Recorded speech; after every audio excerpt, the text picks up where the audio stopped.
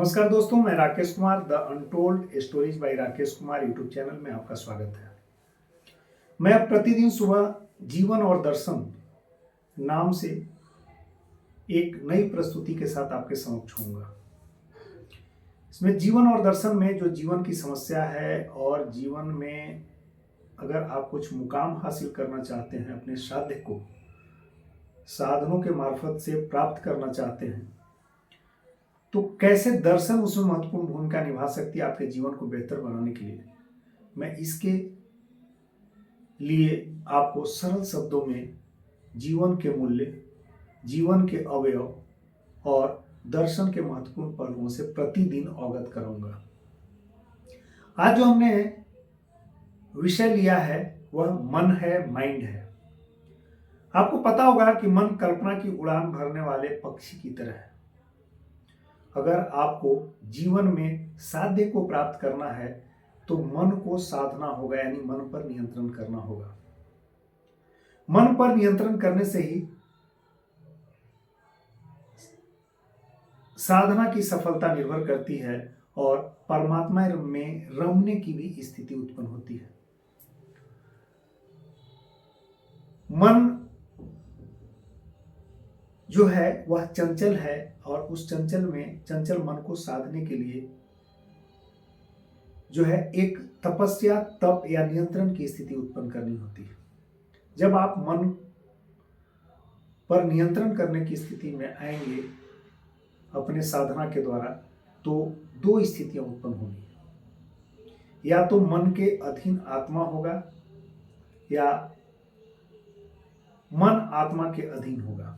अगर आपकी साधना सफल होगी तो मन आत्मा के अधीन होना चाहिए, तभी आप स्वामी बनने की स्थिति में होंगे। जैसे ही आत्मा आपके मन के अधीन होगा, इसका मतलब है कि आपकी साधना की सफलता जो है प्रश्न चिन्ह के दायरे में है।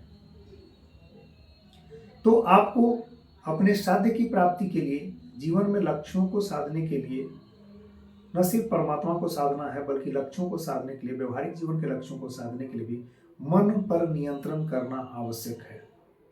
यानी मन को आत्मा के अधीन ला करके ही स्वामी बनने की स्थिति उत्पन्न करनी होगी, तभी आप साध्य को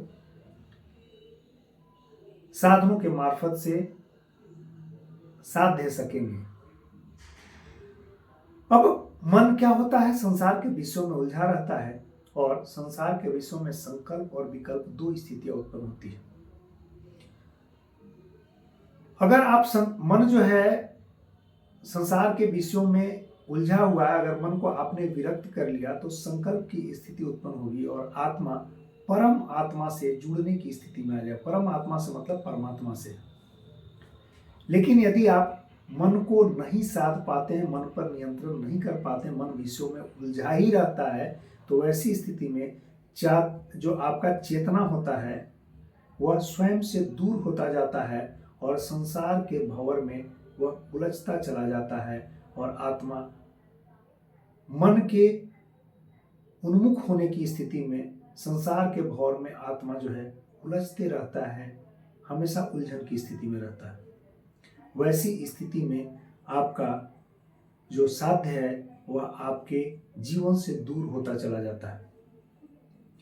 मन के अगर अगले पक्षों की बात करें तो मन एक दर्पण की तरह है। आत्मा की छाया उसमें देखा जा सकता है और उस आत्मा की छाया में को अगर देखना है तो आत्मा में दो तरह के विचार उत्पन्न होते हैं, शुभ का विचार और अशुभ का विचार। मन पर अगर आप नियंत्रण पा लेते हैं तो मन के उस पार चले जाते हैं, और मन पर अगर आप नियंत्रण नहीं पाते हैं तो मन के इस पार रहते हैं, मन के अधीन रहते हैं। तो मन के उस पार जाने की स्थिति में आप जो है अपने आत्मा से, जो आत्मा मन में छाया के रूप में दिखती है, प्रतिबिंब के रूप में दिखती है, उसमें अशुभ विचार को हटा लेते हैं और शुभ विचार को जो है समाहित करते हैं। शुभ विचारों के आत्मा में समाहित होने से यह स्थिति मन के नियंत्रण से उत्पन्न होती है। वैसी स्थिति में आप वास्तविक सुख की स्थिति में आ जाते हैं और पाप से मुक्ति की स्थिति में आ जाते हैं।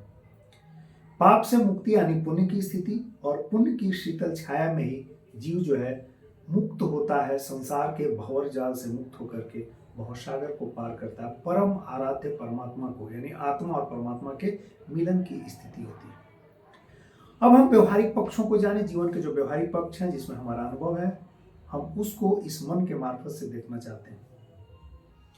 आप कल्पना कीजिए, सुबह सुबह अगर आप किसी अच्छे गीत संगीत या चित्र के साथ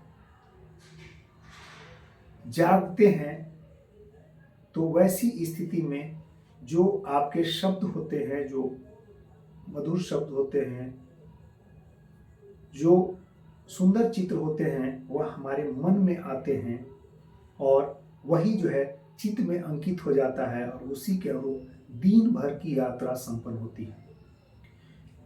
ठीक उसी तरह अगर हम रात्रि के में सोते वक्त जो प्रथम चरण में जो विचार मन में उत्पन्न होता है वही आत्मा में अंकित हो जाती है और सपनों की जो दिशा होती है उसी के अनुसार तय होती है।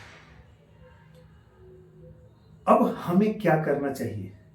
प्रातः स्मरण हम प्रभु का करें, प्रातः जागते ही अपने मन में शुभ का विचार लाएं और शुभ के विचारों से जो आरंभ होगा वह आपके दिन भर के जीवन यात्रा को उस अनुरूप जो है चलने को प्रेरित करेगा। जो चीज जो विचार हमें हमारे मन में आते हैं, जिनको हम बोलते या पढ़ते हैं, वह विचार के अनुरूप हमारा आचरण होता है और आचरण व्यक्तित्व का निर्माण करता है। तो हम जैसा बनना चाहते हैं वैसे ही विचारों को मन में लाना चाहिए। इससे जो है आपकी जो साधना होगी, जिस साध्य को आप प्राप्त करना चाहते हैं उसे बहुत आसानी से प्राप्त कर लेंगे और सारे तरह के साधन उस साध्य की प्राप्ति में एकीकृत हो जाएंगे। और यह जो है मन को साधने की एक प्रक्रिया से गुजरना होता है, तभी आप जो है मन को साध करके, मन पे नियंत्रण करके आप अपने जीवन के साथियों को साध सकते हैं। बहुत बहुत धन्यवाद।